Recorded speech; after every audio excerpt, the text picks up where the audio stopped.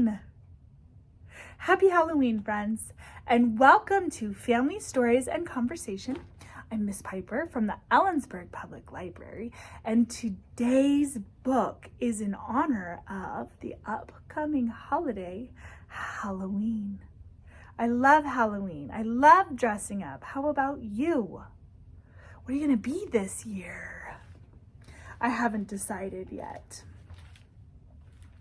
Today I will be reading Shy Mama's Halloween by Anne Broyles and illustrated by Leanne Morin. Let's find out about their Halloween. Who is this Shy Mama and how about her Halloween? This book was published by Tilbury House.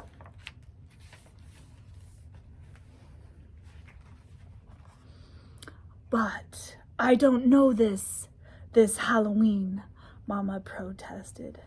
Come with us, Mama, please. All four of us stood before her, pleading in our eyes.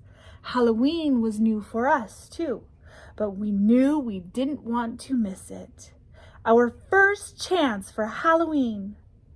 Back home in the old country, there was no Halloween. Vasmovo, yes. Pirvova Maya, yes. But no Halloween. Like so much of life in America, Halloween frightened Mama. When she heard us tell of ghosts and goblins, witches and spirits, she wanted no part of this holiday. Even in the old country, Mama was shy. So I was not surprised when she said, "Your father can do this trick-or-treat with you."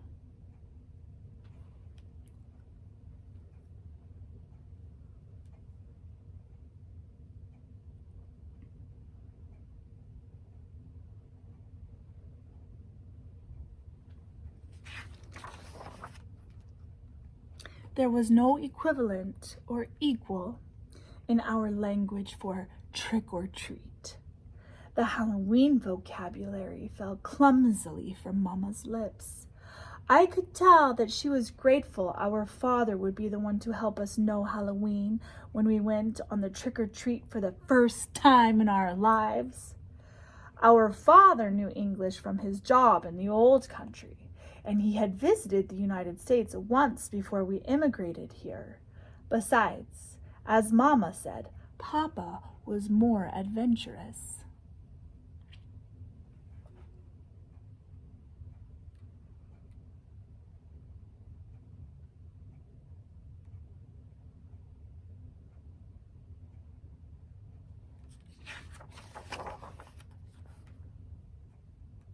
Mrs. Romansky, our upstairs neighbor, helped Mama make our costumes.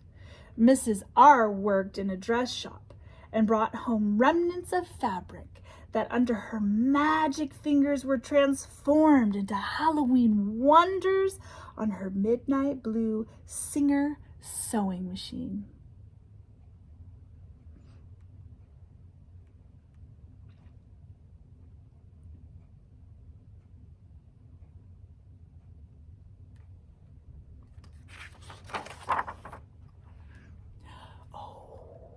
Dasha was a princess, of course.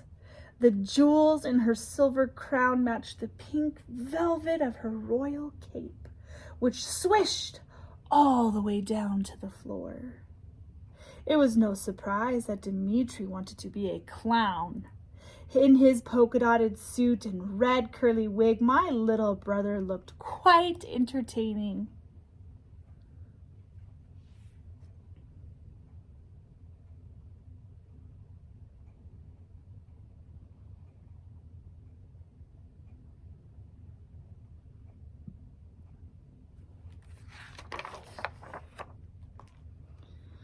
When Irina appeared in her black outfit, we all gasped. The pointed witch's hat and papier-mâché nose changed her sweet face into something frightening and strange. I was not sure how I felt seeing my little sister as a wicked enchantress. I liked being a devil because my favorite color is red. The satiny feel of my suit made me forget I was supposed to be bad until I felt the strength of the pitchfork in my hands. No one would bother me.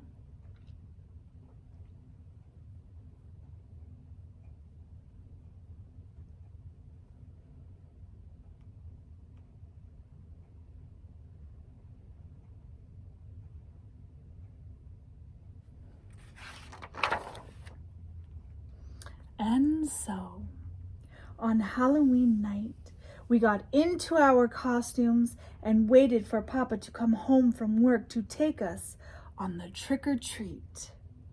Mama fussed over us to eat more dinner, but we were too excited. Dasha could not stop talking.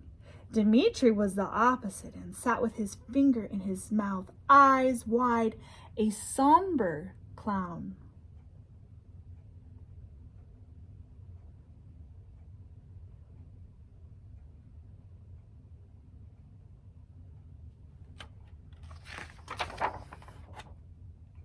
We looked at the clock.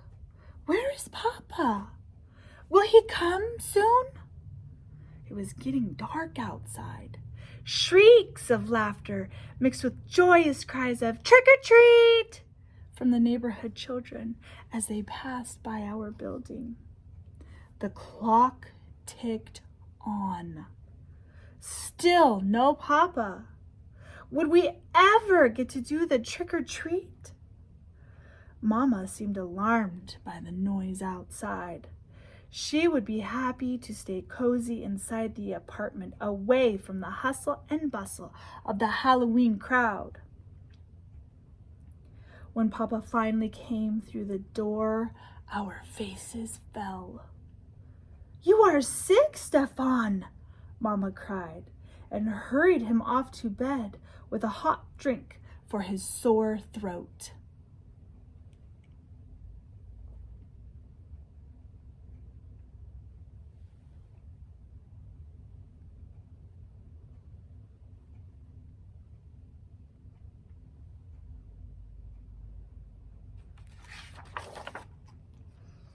Outside on the busy street, Halloween happened without us.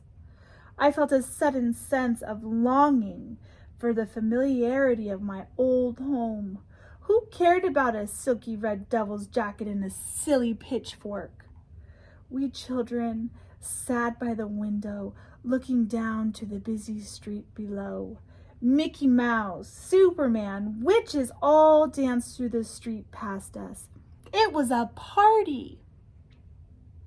And now, with Papa sick, we were going to miss it.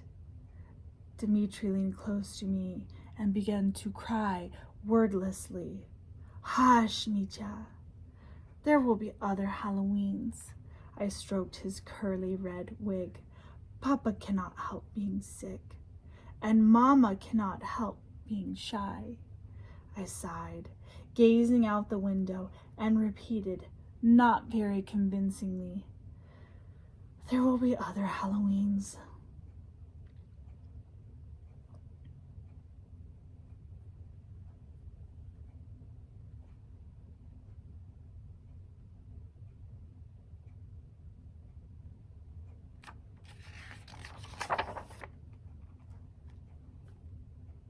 Are you ready, my children? We couldn't believe our eyes. Mama stood behind us, flashlight in hand. "It is time we go." Her babushka was tied under her chin, her winter coat firmly buttoned. "Well, have you decided not to go?" "Oh, no!" And we were up in an instant. Princess, witch, devil, clown. We raced down the stairs, eager to meet the cold of the air outside.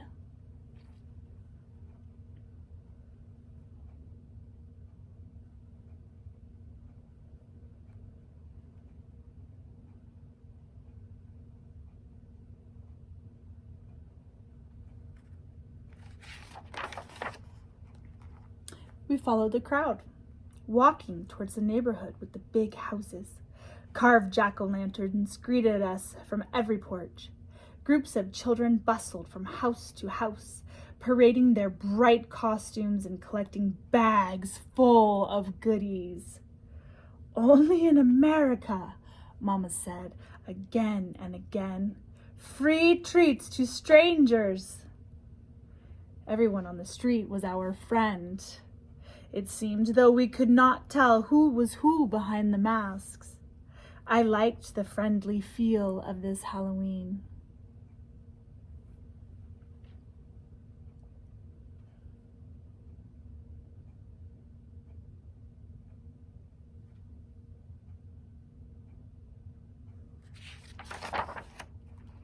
Although the air was brisk, Dasha soon got tired of the weight of her royal robe. Mama slung it around her shoulders. The pink of the robe reflected her rosy cheeks. Soon our bags felt heavy with treasures to eat. Dmitri was tired, his small legs weary from so much walking. I handed Mama my devil's pitchfork so I could carry him. Haven't we had fun, Dmitri? I was glad we hadn't ended Halloween with tears by the window. My brother relaxed into my chest, his red wig slipping down over his eyes until I gave it to Mama.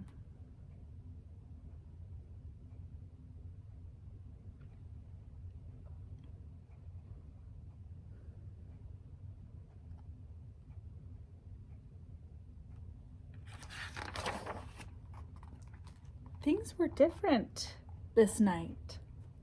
I had walked down this street before, but tonight it was a magical path whose wonders I could not predict.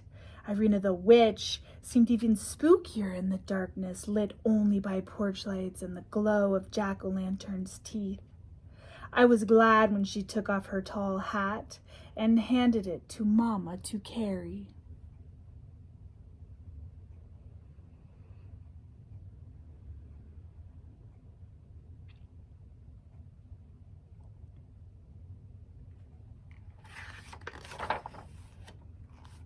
Shall we go back now?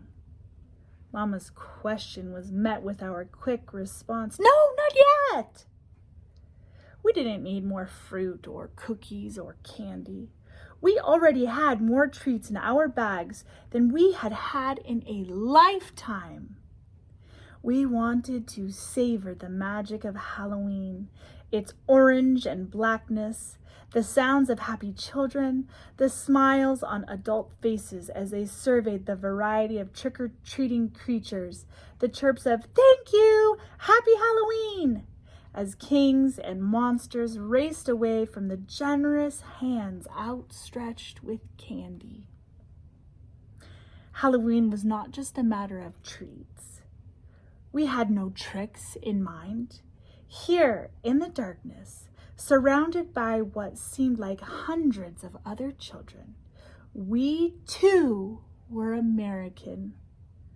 No one cared that our "thank you" was said with an accent. No one cared that our Mama and her babushka could speak only a few words of English. Halloween was our holiday as much as anyone else's.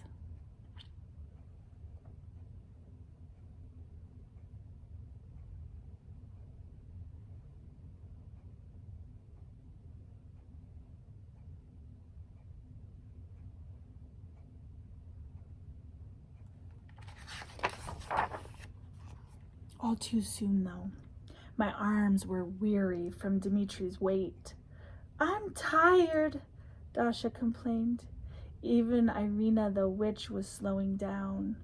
Mama asked gently, "Do you think it is time to go home now?" We all nodded, contented. We walked slowly back to the apartment. Mama hummed one of our country songs, her arms draped around Dasha's and Irina's shoulders as we made our way home. Still carrying Dmitri, I followed behind the three of them, eager to get home and count my goodies piece by piece. Surely there were at least 1,000,000 treats in my bag.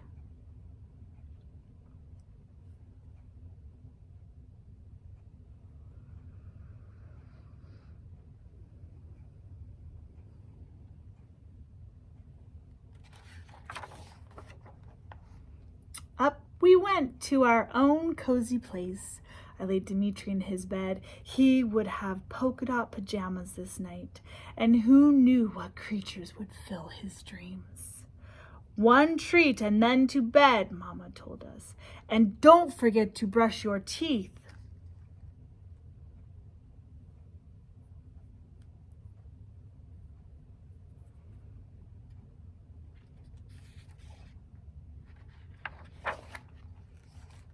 Wearily, we girls crowded around the sink. Mama came up behind us, and when I saw her reflection in the mirror, I stopped my toothbrush before it reached my mouth.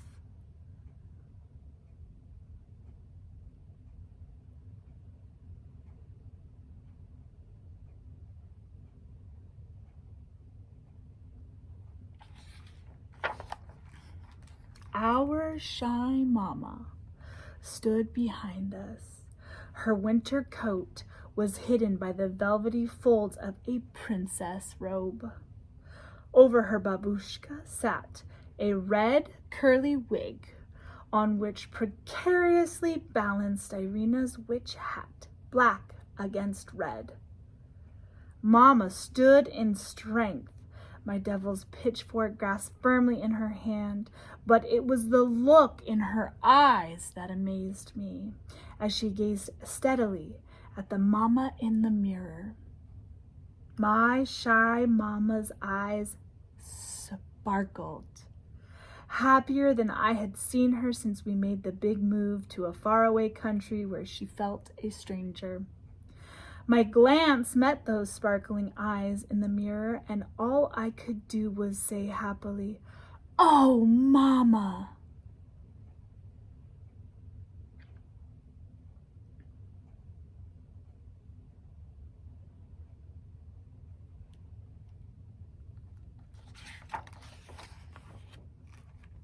"Now, Anya," she replied, sounding serious and joyful at the same time.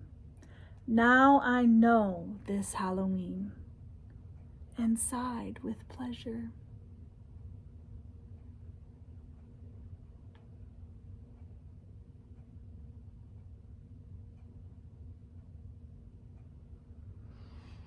The end.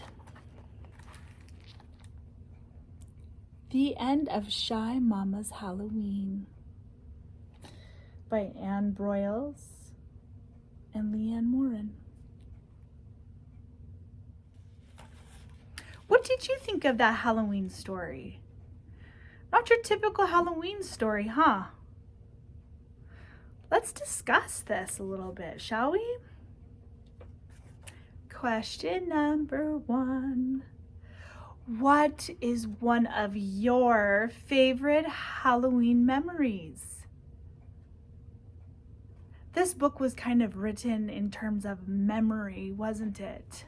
What is one of your favorite Halloween memories?